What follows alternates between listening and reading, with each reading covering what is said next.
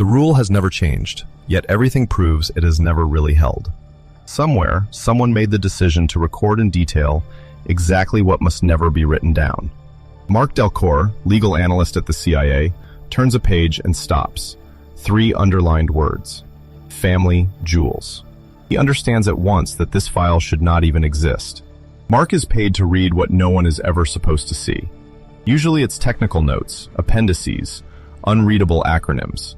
This time, he's holding memos gathered at the very top of the agency, passed from hand to hand, with no copies. Each page describes a breach, a blunder, sometimes a crime. Officially, the CIA has no law enforcement powers. On these sheets, Mark sees the opposite in black and white. He notes that everything has been written with care, almost with calm. The strangest part for him is not what these documents recount. It's why they exist. In what he reads, he sees an order from above, in the spring of 1973, signed by a director determined to know everything. Not a whistleblower, not a journalist. A chief asking his subordinates to calmly list everything that could blow up the agency if it ever came out. Mark follows the initials, the pencil initials in the margins, the angry "seen" notes scribbled at the side. These memos were not written to free the truth. They were drafted to contain it, to measure it, to keep it ready in case Washington came knocking. The file breathes the usual mistrust institutions have toward themselves. Mark sets the file down for a few seconds. His first idea is almost comforting. Hypothesis A. He tells himself that these family jewels might just be a defensive inventory, a bureaucratic life insurance policy, a lawyer's reflex. The director saw the Watergate scandal growing, prosecutors tracing the lines, the White House panicking. So he might have wanted to centralize everything to be ready, to know what exists, where the weak spots are, who signed what. A way of saying to judges, to Congress, to journalists, yes, there have been mistakes. We have cataloged them. We will correct them. In this version, the CIA remains a rational actor. It sometimes crossed the line, but to protect the country. And this file would be nothing more than an administrative bulletproof vest. This reading collapses as soon as Mark comes across the memo explaining how certain files were deliberately destroyed even before the compilation. He leans back in his chair. If it's not just a shield, then what is it? Hypothesis B.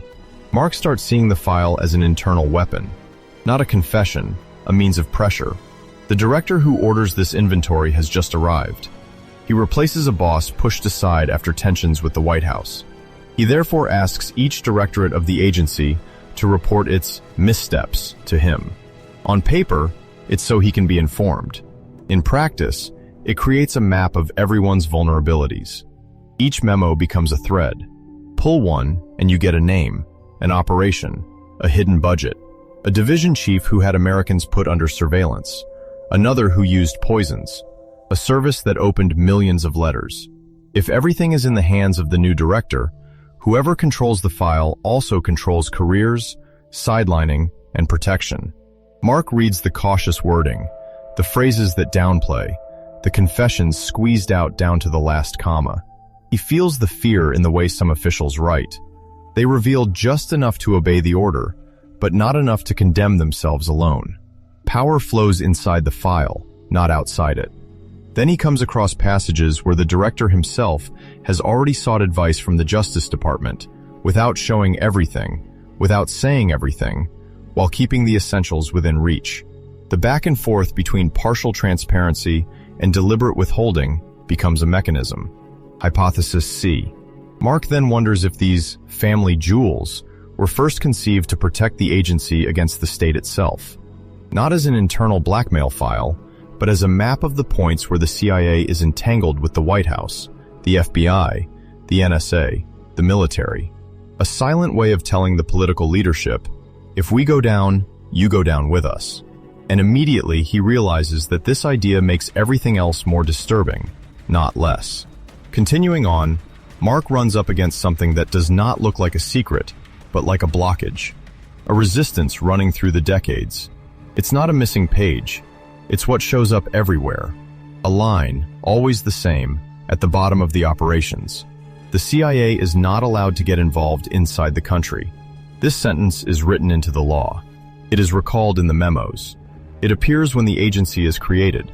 It is explicitly forbidden from exercising law enforcement, investigative, or domestic security functions. Its territory lies elsewhere, at least in theory. Mark watches as, file after file, this boundary is gnawed away. In one memo, a department head explains that he followed American students because they had contacts with foreign countries. In another, a team justifies opening mailbags because the letters cross an ocean. Somewhere else, bugs are planted with the argument that the conversations will eventually concern embassies. Always the same reasoning. It's not really domestic. It's just straddling the line. It's to prevent a threat. It's temporary. It's under control. The legal wall becomes a kind of backdrop that you walk around with definitions. At one point, Mark reads the description of a program that collected files on thousands of citizens. The pretext fits in a few words. Detect possible links between the anti-war movement and foreign powers. He sees the names of organizations, student groups, activists. Everything is classified, indexed, cross-checked with other agencies. The FBI, the military, the NSA. The text acknowledges that many of these people had no proven link with an external enemy, but the program went on for years. The real blockage is not technical. It's not a resource problem. The agency knows how to listen, photograph, decrypt. It knows how to make traces disappear. It knows how to render a program invisible. What paralyzes it is something else. Mark sees it in the summary notes sent to the top. They say little about law, a lot about the political climate, the sensitivity of Congress, the possible reactions of public opinion. Whenever someone dares to write in black and white that a given program probably violates the Constitution, the discussion immediately shifts. The question is not how to stop. The question is, what will happen if this becomes known? The fear is not of being illegal. The fear is of being exposed. This shift makes each decision heavier. The file in Mark's hands was born during a period when power is wavering, when a president is under threat, when White House tapes revealed direct pressure on the CIA to slow down an FBI investigation. At the same time, some domestic surveillance programs are already partially known. Others remain buried. The agency finds itself cornered. It receives political orders that encroach on its mandate. To refuse is to risk the anger of the White House, the loss of influence, even the elimination of certain chiefs. To accept is to pile up liabilities that, if revealed, can justify brutal reforms, prosecutions, a guardianship regime. What blocks things is the constant calculation of the lesser evil for the institution. Whenever a director faces a dubious program, the question becomes, is it better to shut it down outright, at the risk of admitting that it existed, or to let it die slowly, without leaving too visible a trace? Mark finds this logic again in the way certain files were destroyed. Not to prevent an operation, it is already over, but so that later, no one can reconstruct the chain. In the middle of the pages, one detail hits him physically, an almost trivial note. To discreetly open hundreds of thousands of letters over several years, agents used machines, yes, but also their hands. One passage mentions fingers burned by a product used to unseal envelopes without leaving a mark, irritated nails, gestures repeated until cramping. There are figures on the volume of mail, but it is those anonymous hands, red and trembling, that stick with Mark. There he feels the wall. Not just legal, not just political. A wall of bodies, of people who spent nights tearing paper, knowing they were not supposed to be there, that they were touching something forbidden, but that the machine above them did not want to stop. That wall, declassification does not break it. It only makes it visible, too late. When the family jewels are finally made public, years later, experts agree that they confirm serious abuses that were already suspected, almost expected.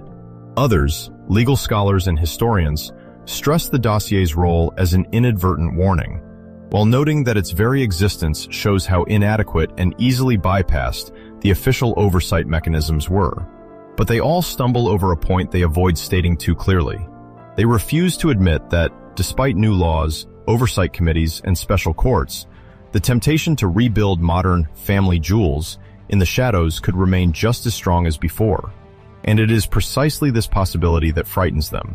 The unease hangs in the footnotes and cautious conclusions. For Mark, The shock does not come from a single, isolated revelation. Not from one note more shocking than the others. What hits him is the way the whole thing closes in on itself. He used to go to work with a fairly simple idea of what he was serving. The agency, he thought, protected the country beyond its borders. It sometimes overstepped the limits, but the line was clear. The enemy was elsewhere, and what happened on national territory fell to other hands, other acronyms. In this view, the CIA was a blade pointed outward, monitored by a few political safeguards, sometimes lax, sometimes too harsh, but present. When he read the first pages of the file, he believed that image still held. The illegal operations seemed marginal, tied to a particularly tense period, marked by fear of the Soviet Union, the Vietnam War, radical movements. He wanted to believe that it was back then, and that the compilation of the family jewels had, precisely, helped correct the course. What collapses, little by little, is this reassuring timeline. The file is not a fossil. It does not describe isolated anomalies. It traces a continuity. The surveillance of citizens, the opening of mail, the interception of communications, discreet cooperation with other agencies, direct requests from the White House, assassination plots abroad. All of it interweaves over the same period, with the same actors moving from one position to another. The reforms he knows, the laws passed, the investigative commissions, all of that appears in the final pages as a forced response. Not as a spontaneous surge of principle, but as a reaction to public exposure triggered by a leak, an article, then a media and political frenzy. Mark discovers that what he believed to be a pre-existing system of oversight has often followed, belatedly, the revelations that emerged in spite of the agency, not thanks to it. What he thought was true was the idea that once the light was turned on, the major danger was behind them, that the mechanisms put in place after those scandals had closed a parenthesis. As he goes through the internal comments added long after the compilation, he instead sees how the file has been used as a manual for avoidance.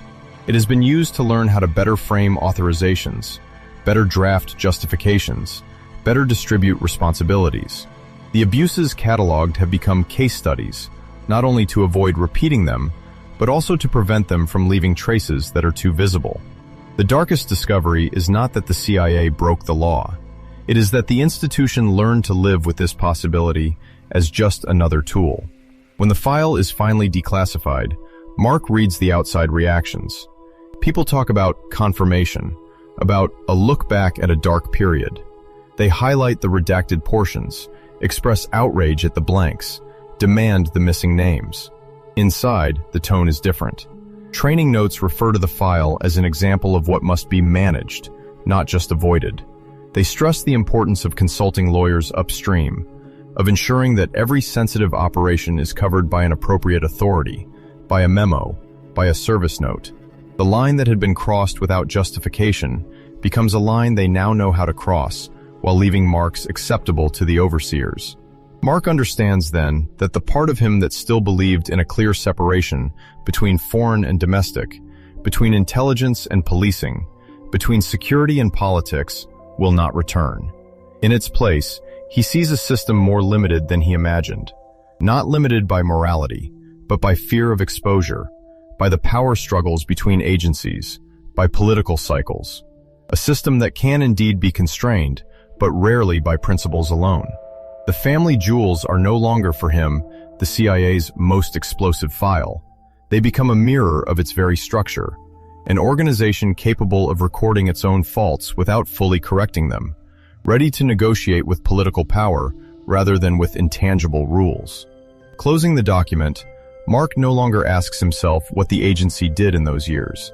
He asks what it would write today, if it were ordered once again to compile everything that could be considered illegal or inappropriate. And above all, who, this time, would still manage to read it. Mark leaves the building and stops on the sidewalk, facing the glass facade that reflects a pale sky. Behind the windows, the office lights remain on uneven floors, like cells still active on a control panel. In his pocket, the agency badge feels heavier than it did in the morning, the warm plastic against his palm. A mail truck is backing up near the service entrance. A hiss of brakes, anonymous boxes stacked up to the door. The wind shifts and brings him a faint smell of damp paper, barely noticeable, before the engine drowns everything out.